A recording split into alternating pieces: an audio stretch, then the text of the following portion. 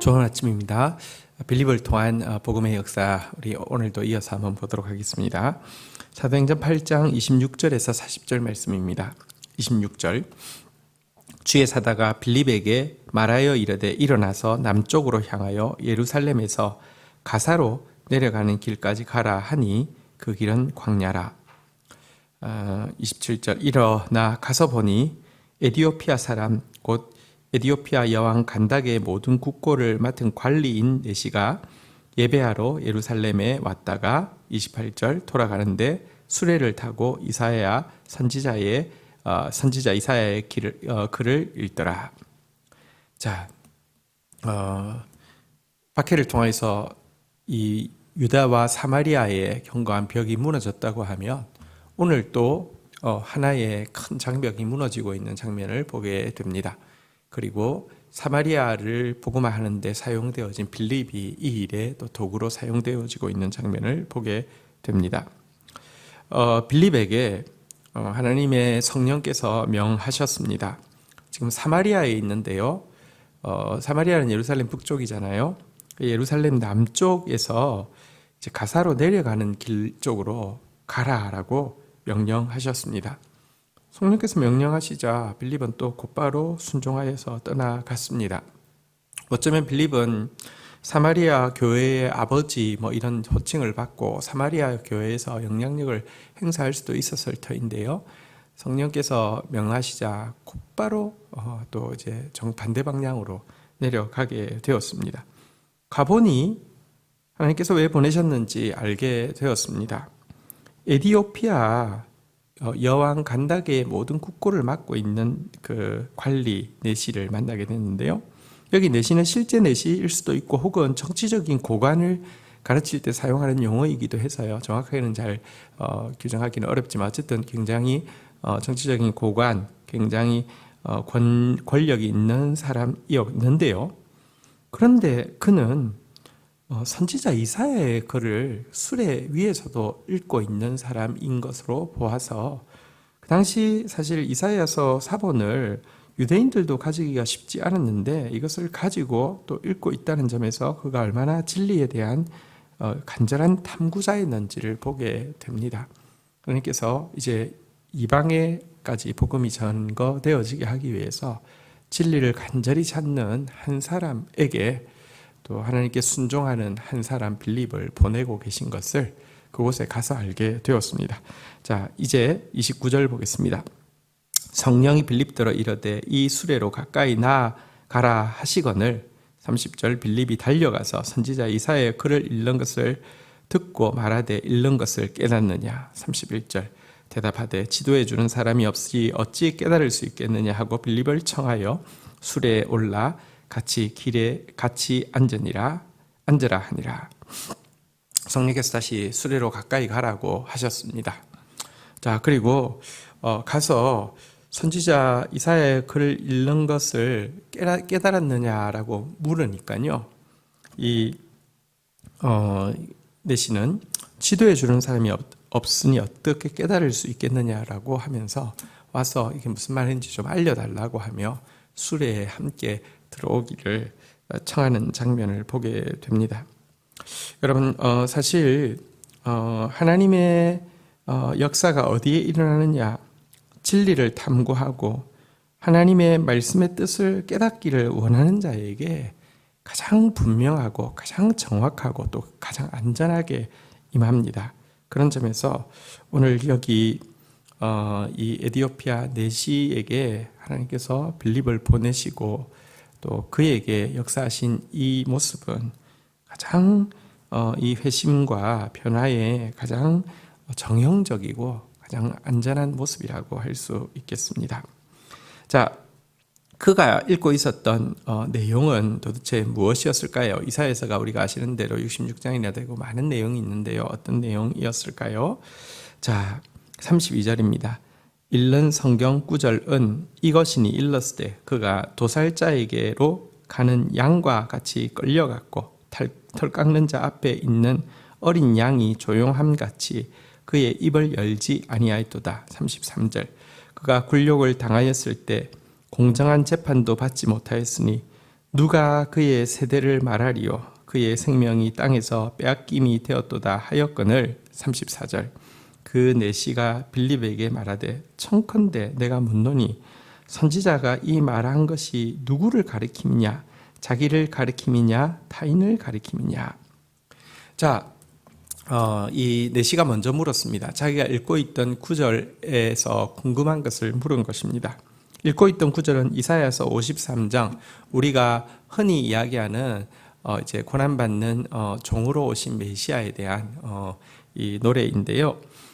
이 내용을 읽고 있었습니다. 그 내용에 보니까 도살자에게 끌려가는 양같이 끌려가서 틀 깎는 자 앞에서 잠잠한 어린 양같이 입을 열지 않았고 굴욕을 당하고 부당한 재판을 받았지만 그래서 그의 세대가 그의 생명이 빼앗김을 받았다라는 내용인데요.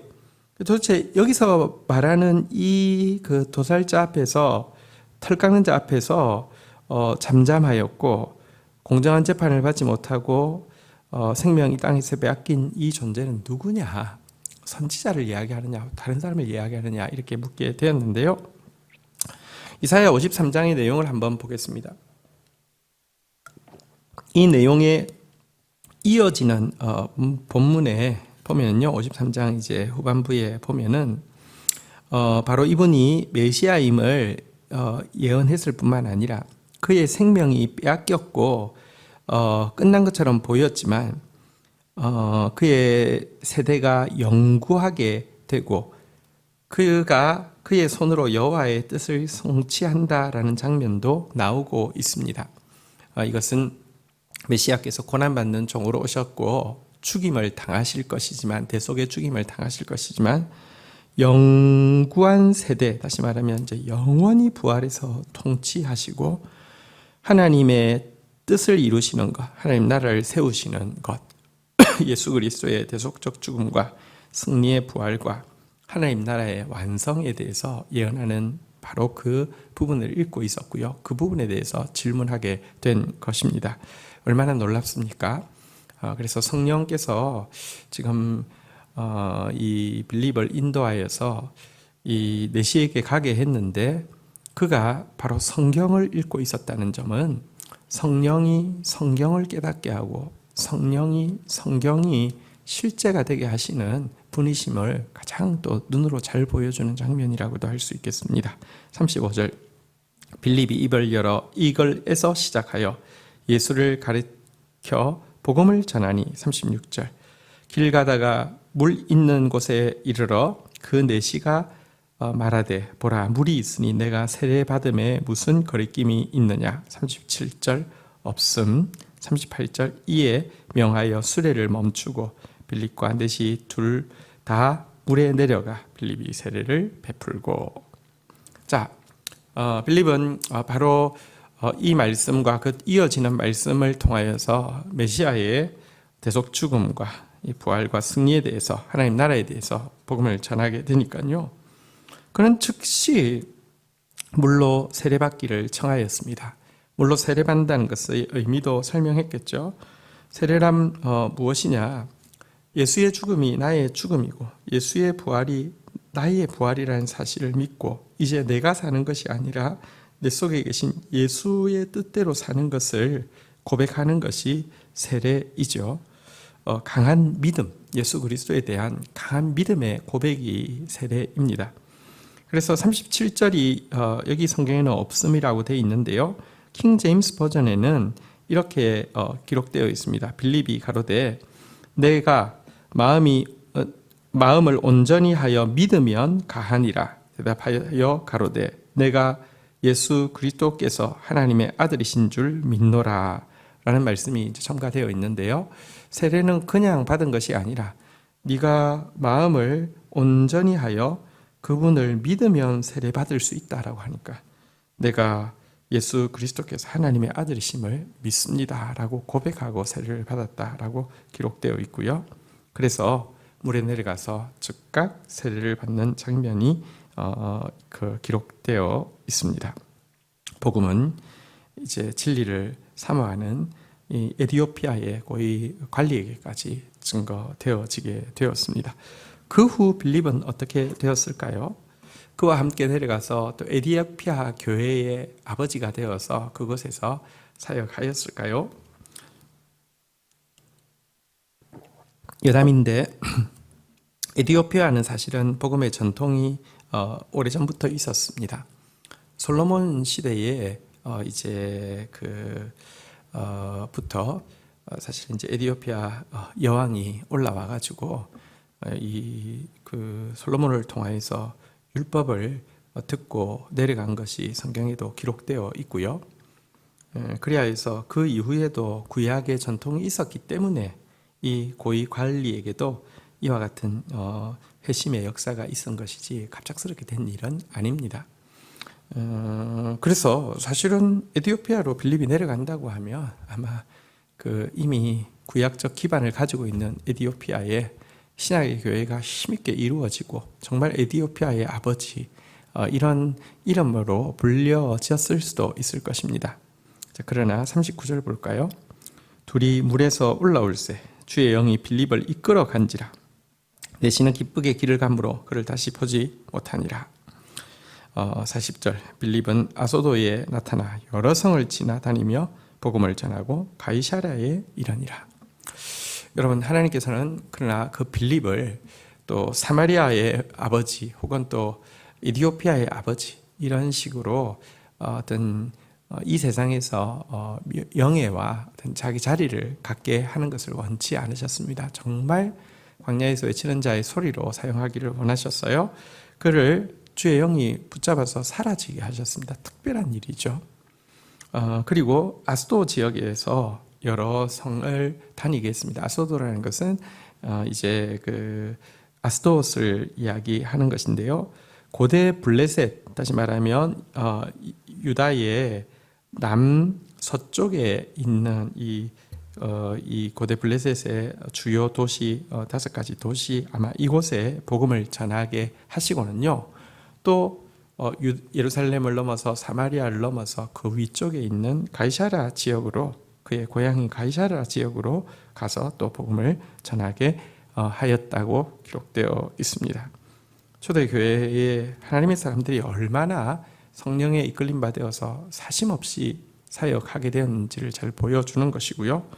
또 한 가지 내시는 빌립이 사라져 버렸지만 기쁘게 길을 감으로 그를 다시 보지 못하였고 또 보지 못한 것에 대해서 연연하지도 않았다라고 기록되어 있습니다. 여러분 말씀을 깨닫고 나니까 그는 이제 인간의 안내로부터 또 떠날 수 있었던 것입니다. 자칫 우리가 영적인 멘토라고 이야기하면서 혹은 또 영적인 팔로우라고 이야기하면서 자기가 지도하는 사람이 자기 없으면 안 된다고 이야기하거나 자기를 지도하는 사람이 없으면 팔로우인 자기는 멘티는 큰일 난다고 이야기하면서 그 관계를 놓지 못하는 사람이 있습니다. 그렇지 않습니다. 복음은 그 자체가 일하십니다. 그래서 주께서 또 이렇게 떠나게 하시면 그것으로 또 기뻐하며 또 자기의 길을 기쁨으로 가는 것, 이것이 참으로 말씀 가진 사람의 또 모습이기도 함을 우리는 잊지 않아야 할 것입니다. 주신 말씀 붙잡고 주님 앞에 기도하며 나가도록 하겠습니다. 주님 감사합니다. 오늘 복음의 역사가 또 빈마음인 빌립을 통하여서 이방인에게까지 이 구약적 배경을 가진 에티오피아 내시에게까지 전달되어지는 장면을 보게 됩니다. 성령께서 진리를 간절히 갈구하고 있는 이 한 사람에게 빌립을 보내셔서 말씀을 깨닫게 하시고 또 세례받게 하시는 장면을 보게 됩니다. 에티오피아 내시처럼 저희들도 진리를 간절히 추구하는 자 되어지게 하여 주시고 빌립처럼 빈 마음으로 성령의 통로로 또 사용되어지는 저희들 되어질 수 있도록 은총을 베풀어 주시기를 간절히 간구하고 소원합니다. 하나님, 진리를 바르게 깨닫게 하여 주시고 또 진리를 깨닫는 일에 도구가 되어져서 서로가 서로를 도와주는 사람 되어지되 누구도 조정하거나 통제하거나 혹은 거기에 맹종하거나 맹신하거나 하는 어리석은 관계가 되지 않게 하여 주시고 주님의 말씀을 따라가며 주님의 성령을 따라가며 주님을 영화롭게 하며 주님을 섬기는 저희들의 관계가 되어지도록 축사하여 주옵소서. 예수 그리스도의 이름으로 기도 올립니다. 아멘.